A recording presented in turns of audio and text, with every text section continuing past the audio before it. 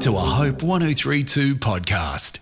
As followers of Jesus, in whom all things were made, we acknowledge the Darug people as the traditional custodians of the country of where this podcast is recorded.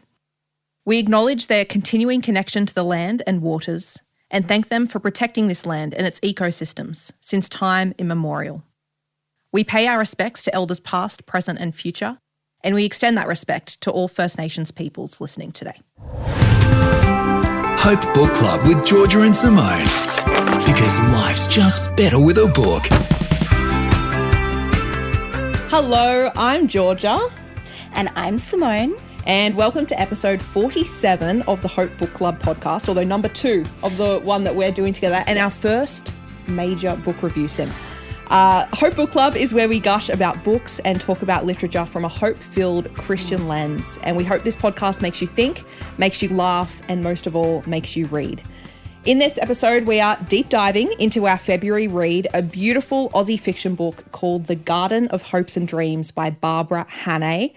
This, as always, will be a spoiler-free episode. So we have both read the book, but if you haven't finished or you haven't even started, you're fine to keep listening, and hopefully you'll find something really interesting to take away and hopefully pick up this book at the end of it. So Sim, introduce the book. What's it about? This book is sort of like the residents in like a Brisbane Riverview apartment block. They don't know each other, but they have no idea of the loneliness and the lost hopes and dreams that the others are experiencing. It sort of focuses on Vera, who's now widowed and is trying her hardest to create a new life for herself in sort of like a new and unfamiliar city and environment.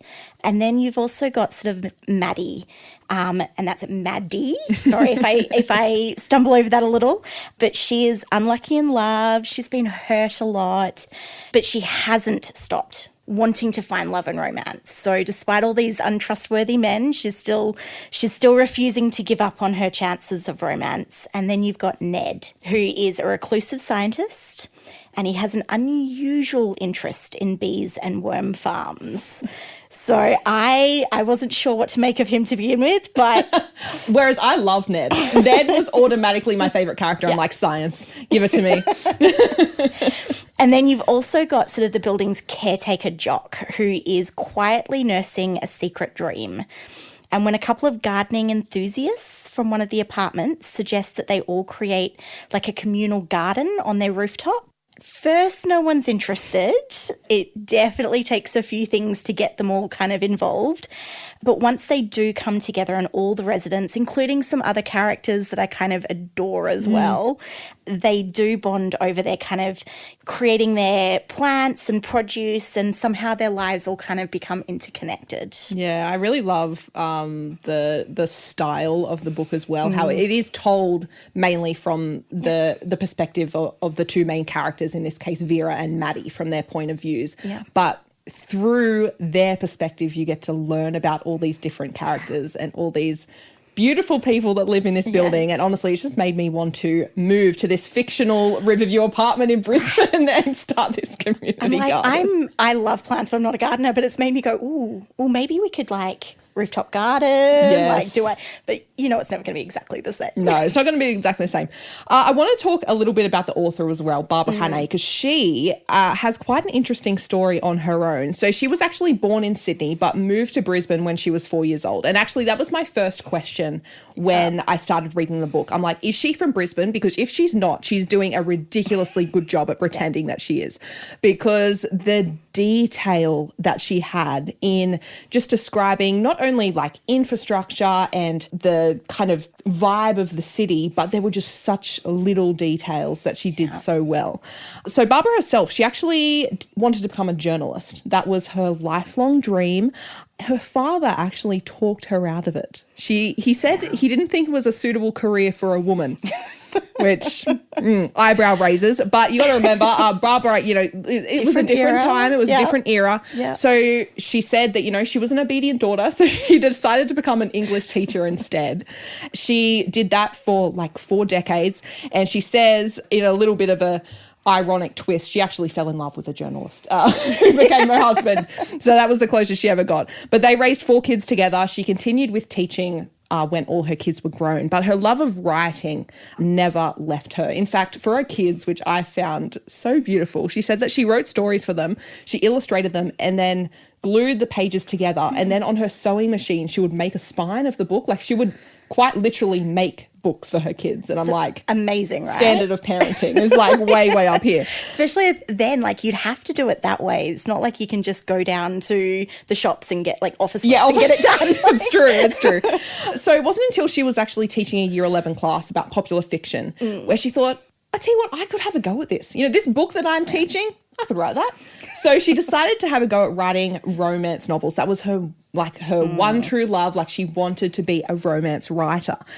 And that was more than 20 years ago. She got pushed back by publishers, rejected. And then 4.5 years later, she got a call on the phone from Mills and Boon in London. And you'll know Mills and Boon, the most famous romance company. Place, yeah. So that started her, I guess, romance writing career. And she wrote, I couldn't even count all the books that she'd written for Mills and Boon. I think there were over 20, between 20 and 30. It's amazing how many books writers can kind of pump out sometimes. It blows my mind. It does. Because I'm like, I can't think of anything. And then Penguin Australia actually approached her, and that's when she started her kind of more recent career move of those longer, multi-generational books that she's kind of well known for now. And Garden of Hopes and Dreams, it's kind of steered her writing into another direction as well. I think she's got 2 or 3 books kind of like this, which are more classified as, I guess, stereotypical women's fiction, where you have those kind of books around the central plot point, in this case, a community garden, and you have the stories from multiple people. So that's how Barbara Hannay became a writer. I think that is fantastic. She's won so many awards. You can check her out on her website. And if the rest of her books are anything to go by, honestly, I'll be reading a lot more of her work. Yeah. I definitely want to read more of her work. All right. First impressions, Sim, of Garden of Hopes and Dreams. The story is told sort of mostly from like Vera and Maddie's perspectives, but there are a lot of other characters as well that are kind of woven through. There's a lot of time jumps in there, so do be prepared for that. That was something that surprised me a little, that they actually opened with a time jump. Yes. And sort of like a flashback kind of scene. And I was like, oh, this is not what I thought this was going to be. But it definitely set the stage, I think, for then like what was going to become some of the main key points throughout the book. And I don't think this is a spoiler in saying this, because you're going to literally read it on the first page, but those time jumps were from Vera's earlier life and her marriage to her husband. She's now widowed, Felix, and it was originally from England, and it kind of tells the story of how she managed to find herself halfway across the world in Brisbane. And I got to say, it's a fascinating one for sure. Oh, absolutely. And what I loved about that was there was almost a little sense of mystery as those little flashbacks came through. Yeah, you couldn't quite pick up the full story. Right until the very last page, like you still had questions. Yes. You still had questions. And I loved that about it. Part of me wants like a full story just of like her life beforehand, from meeting him to how she sort of ended up having this, you know, being in Australia and their whole life. Like I actually kind of want to know, because although you had the flashbacks, it doesn't delve massively into it. Yeah, and I think that's a common thing. You know, you meet someone who's in their 60s and 70s and they have quite literally lived a whole life before you knew them, and you just wanted you to like, tell me your life story, please. And that's what I wanted with Vera, because she's such an interesting character. And this is what I loved about the book, was you did get those flashbacks, but it was almost a little bit like she was sort of remembering those moments. And like you do in life, you remember just snippets. It's never the full life story. And even if you sit down with someone and go, tell me your life story, it's never going to be the full story. It's so true. It's so true. All right, Sim, what did you connect with the most throughout the book? Some key things. Oh, it's a couple of things, to be honest. The moving to a new place, loneliness, finding your place. You know, for Vera, she was much older, but for me, that is something I've gone through over the last sort of 2 years in moving here from Perth and really trying to find your place. And it sort of made me really really made me think about that there's this community garden, right? There's something that they kind of connect into. But it brought home the thought about third spaces and how what's a third space? I've never heard of this. So third spaces, it's kind of this concept that's come out to do with society where you sort of need somewhere that is not home and not work, where you can connect in, where you can spend time. It's sort of been phrased sometimes as like the living room of society. I like that. Yeah, right? I was like, when I read that, I was like, that's great. Because it is. It's this kind of place where you can connect with people, where you can live a bit of life, where you can socialize and have that sort of those moments of togetherness that are completely unconnected from just home and work, which are the two places we tend to spend the most of our time. So some of those sort of third spaces will be things like shopping centres, churches, community groups, even parks where you might go. You know, I've got family who they have dogs, and so they've become friends with the people that they meet at the park every week because they've got their dogs, right? The hub of socialisation. They are.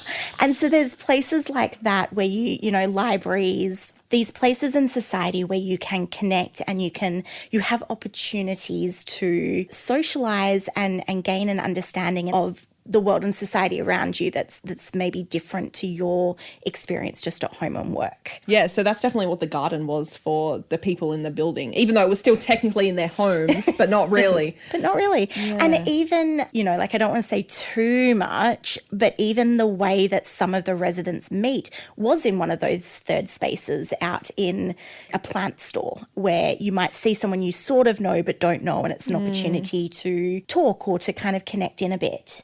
So how do we find our third spaces? Because I feel like as a society, we're becoming more and more individualistic. Yep. It's just the way that it's going. For example, like I've moved away from my hometown, my family, my friends. I don't really have, I guess, a connection point in the place where I live at the moment, which is not necessarily, I don't really know what I'm missing, I guess. So I feel like it's sometimes really difficult to make that jump, and that's something we saw in the book. There are people that resisted the garden. There were people that found it really difficult to, I guess, connect with others and I guess break down the barriers, the walls that they'd set up to kind of keep themselves safe in their little bubble. So any advice? Look, I'm still figuring this out myself, and I would love to hear from the broader book club on, you know, some ideas they might have. But it's definitely a few different places. Obviously, church is always a good place to connect in, find people, find a community. But I also think things like volunteering can be an amazing way to kind of connect in with people and find a community while also like giving back and doing something. If you're one of those people that needs to be kind of doing something and not just like sitting talking, around or talking. Having a shared activity to do exactly. a purpose. Kind of makes it easier. That's a good one. Another one's, you know, obviously book clubs. There's also finding those interest in community groups. Like if you like gardening, there are community gardens around. And if you like, say, movies, there can be movie clubs, like finding a shared interest. But like you said, it can be tough to make that step and to move out of your comfort zone and seek those out. And that's something I think, you know, for this, it was in their homes. So for a lot of them, they kind of ended up in this group, not necessarily planning or seeking it out, which is a little different. And I think it does make it difficult to take that step, but it also can be really rewarding. Look at the benefits, right? If Barbara's writing anything like real life, I want to be part of a third space because you just saw at the end. It's beautiful. Having people that you can count on makes a massive difference. Let's move on. Things that stood out during the book. I want to start here because I seriously, you will account for this. I've not been able to stop talking about the way that Barbara wrote Australiana, like Australian landscapes, Australian culture, the way it wasn't even the overall vibe necessarily. It was the little details. It was the little descriptions of ferry rides on the City Cat on the Brisbane River, like things that you genuinely would not know unless you lived in Brisbane, for example. Well, for me, it was coffee shops, the way she described like going and grabbing something for lunch or being in a coffee shop and, you know, being part of a shopping centre at the same time and the little like stall. The store-bought jam roll that she got for dessert. I'm like, that is perfect. Like even the brie cheese on the Royal Dalton plate that she bought out for afternoon tea, bringing the jugs of cordial to the rooftop barbecue. And the eskies of food. It was just so uniquely Australian. And I think like even Vera's granddaughters were at a netball championship in Melbourne. And you're not going to hear about netball in literally any other book except an Australian one. So I love it so much. I don't think I realise how much I miss Australiana except when I'm reading it. And then I'm like, this is what I'm missing. Like it just feels like home. It feels nostalgic in like the best way. And it allows you to kind of see yourself in that moment or in those stories or in those characters so much easier because it is your environment. It is describing a place that you're so familiar with. Absolutely. All right. What stood out for you, Sim? I think you have quite an interesting one. So, the first thing that stood out for me was just the contrast in Vera and Maddie's stories and just, you know, the subtle way that she, you know, Barbara really showed the different challenges that these two women from very different eras. Yeah, like Maddie's in her 20s. And Vera's in her 70s. And, you know, especially you see in those flashbacks as well, just the different challenges that as women they uniquely faced, but then also kind of showed how it still somehow boils down to the same thing a lot of the time. And just being able to see those subtle differences and how they were able to help each other through some of that. But there was one moment with them that I was like, wait, hold on. I'm confused and I need some help here because this really stood out to me. There's a moment where Vera orders a pizza for Maddie, right? And she doesn't know Maddie well enough now to know her pizza toppings or anything like that, right? She does know she's not a vegetarian. So she's like, okay, I went with a safe option. And her safe option was pepperoni and olives. What? Now, pepperoni I get. Yeah, that makes sense. That's a safe option. Sure. Olives. No. Is olives a safe option? Absolutely not. I like most foods. Olives are one of two foods that I do not like. I do not tolerate. I do not like them on pizza. No. Why would you assume that someone likes olives? They are the most controversial food. It is one of the most controversial. It's not even like, okay, I could understand if it was maybe, you know, spinach or some other kind of safe vegetable. No. But olives? What would be a safe pizza option for someone you don't know and you know that they're not a vegetarian? Yeah. What would you order?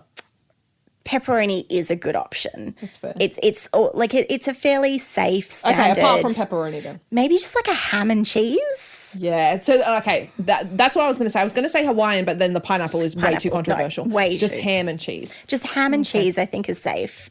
Definitely not olives. If someone I didn't know ordered me a pepperoni and olives pizza, I'd be like, why? Like, Bizarre. yeah. Maybe it's an inside joke that Barbara has. I don't know. We're not questioning her too much. Takeaway message, Sim, that you took out of this book. So the big one for me was actually to do with some different characters and just that sometimes we don't know what someone is carrying with them. We don't know what they're going through. We don't know what has hurt them in the past and that they're then extra wary about, I guess, what they're holding on to. And so it can really impact, and for ourselves as well, sometimes it's what we're holding on to and how we react to someone saying something fairly, you know, to them inconsequential. Inconsequential. And so miscommunication, just how easy miscommunication can be. Well, I think we saw it in every character. Every character. Right? And then like a big part of that I think is sort of, you know, that so then it becomes a always choose kindness. For me, that was the big thing. Always choose kindness. Right from the start, you know, Maddie's journey is kind of kicked off by a random stranger offering her some kindness in a moment. And I think, you know, that carries on throughout the book of just these little moments where they choose kindness with someone when there's potential for something to really blow up or to really get misconstrued or to not be understood. And so, and you still have those moments and then they kind of work it back. But ultimately, yeah, for me, it's you don't know what someone's going through. So choose kindness. I love that. For me, I think the takeaway message would just be we all need community. And I think that has just been hit home so hard in the last 4 years when community has been taken away from us on so many levels. Yeah. And community really enriches your life. No matter how comfortable you think you are in your little bubble, I can almost promise you that it will be made better by the right community and by the right people. And I think it's just really challenged me to get out of my little bubble a bit. And I encourage anyone who's listening, if you're feeling just a little comfortable with your small circle, but you're wondering if there could be other avenues for community to really try and seek those out. There was a great moment in the last chapter, and I won't spoil it, but it was like a full circle moment from the beginning of the book. And the character was kind of commenting on the fact that it's like, community, I don't know about that, but I'll get involved in the garden. We'll see what comes from that. And you kind of know as a reader, it's like, oh, honey, you're going to get sucked into community. We know. Yeah.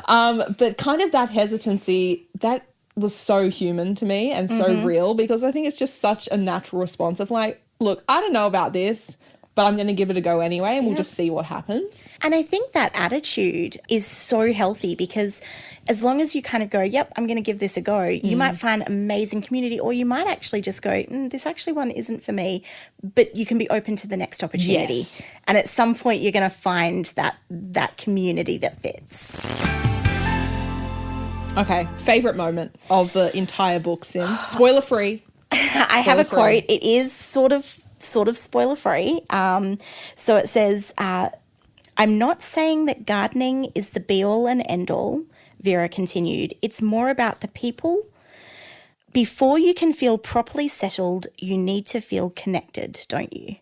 And that was very, and for me, look, I'm not a gardener. Me neither. I did not relate to these beautiful herbs growing. I'm like, I kill everything I touch. But I was inspired. I would love to be a gardener. I'm not. However, I did love that ultimately it boils down to, it's not about what the specific community is. It is about sort of that feeling connected. And that's the key. It's always about sort of finding connection and being able to find, then I think, being settled, but also feeling content through that. Yeah.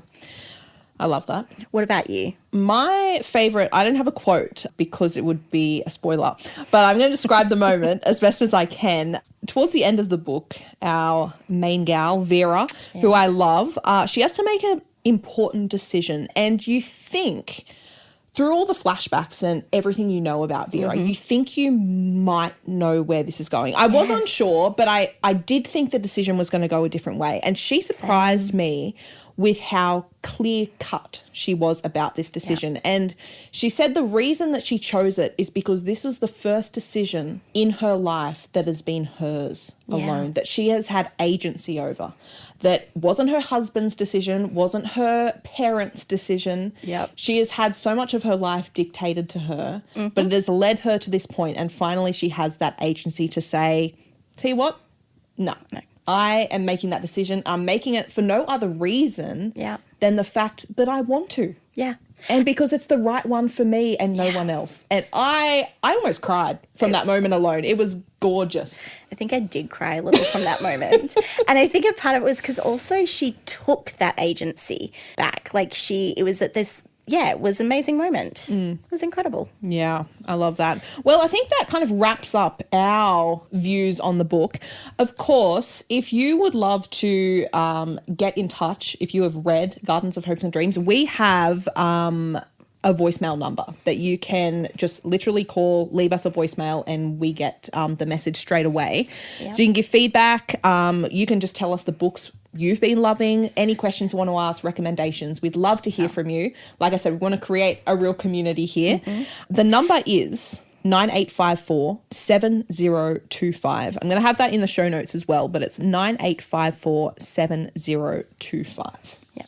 And if you want to tell us about your pizza topping, safe pizza topping, I want to know about the olives. Is that normal? It's not normal. I can guarantee no one is going to think that is normal. Anyway, we do actually have one voicemail. We do. So we want to share this one that we got from Pat. So here's a message from Pat with her thoughts on the book. Hey Simone, I thought I'll ring in and just let you know how I thoroughly enjoyed the characters in the Garden of Hope and Dreams book, and I really am glad you suggested it. It was such an uplifting story of friendship, connection, community and kindness, and I particularly liked Vera and Ned. I enjoyed the different backgrounds and how they all came together and supported each other. That was really nice. And I had a soft spot for Maddie, but I just got annoyed with her choosing the wrong men all the time, and I was just hoping her and Ed would get together. Anyway, the other bonus was I really enjoyed how it was set in a city apartment, and it just addressed the current issue that people face regarding loneliness. So I thoroughly enjoyed it. Thank you so much, and I look forward to the next book that you recommend. Have a great day. Bye. Thanks, Pat, for that. I know that Pat loved the book, and I think you can hear her enthusiasm in that message there. And of course, like I said, if you want to send us a voicemail, you can, or you can join our Hope Book Club Facebook group. We post regularly in there, lots of conversations happening at the moment, so you can share your thoughts about the book there. Simply search for Hope Book Club on Facebook, and you can find that in the show notes as well. So without further ado, would love to introduce the next book, which is not going to be reviewed in our next episode, but the one after, so the one in a month. We are going to be reviewing Before the Coffee Gets Cold by Toshikaza Kawaguchi, Japanese author. This is actually a series. It is. So it's the first of 3 books. So you've got to make sure you do read the Before the Coffee Gets Cold. That's it. Don't no extras on the title. on top of that on the titles or anything like that. It was published in 2015. So it is the first, and it is a short book. So it'll be easy to kind of blow through. Yeah, and all the covers are really similar, so make sure you do read the first one. You do need to make sure. Very excited for this one. This has been getting a lot of hype over the past 6 months or so, as the third iteration of the book has come out last year. So very excited for this one. Like I said, a short story, and similar to Barbara's in the fact that it actually follows multiple people's stories. So you kind of get a lot of perspectives, a lot of different life experiences. So if you're a fan of this, you'll probably be a fan of Before the Coffee Gets Cold. If you want to chat, ask us questions, give recommendations of what you've already read, or if you've already read Before the Coffee Gets Cold, we would love to hear your thoughts. So please make sure you send through us a voicemail. So I'm just going to say that number again. It's 029-854 7025. Or you can leave a message or a post in the Hope Book Club Facebook group, and all of that info is in the show notes. Don't worry about remembering it. Yeah. So we'll be back in 2 weeks with a little bit of a shorter episode, a little mini episode. We'll be discussing what books we're loving at the moment, and also the ones that we can't wait to read that are at the top of our TBR pile. I've really got to think about this. It's a huge pile. So we're also going to be answering some of your voicemails and messages. Yes. So make sure to join us in a fortnight. We'd also love this podcast to reach more people. So the way that you can help it do that is by rating it, reviewing it, subscribing, sharing it with your book lover friends. We would love to have more people join the community. Until then, stay reading. We will catch you next time. Sim, I believe you've got a quote to end on. Yes. So this book made me think of a quote from C.S. Lewis, and it's, "We read to know we are not alone." Catch you next time. See ya.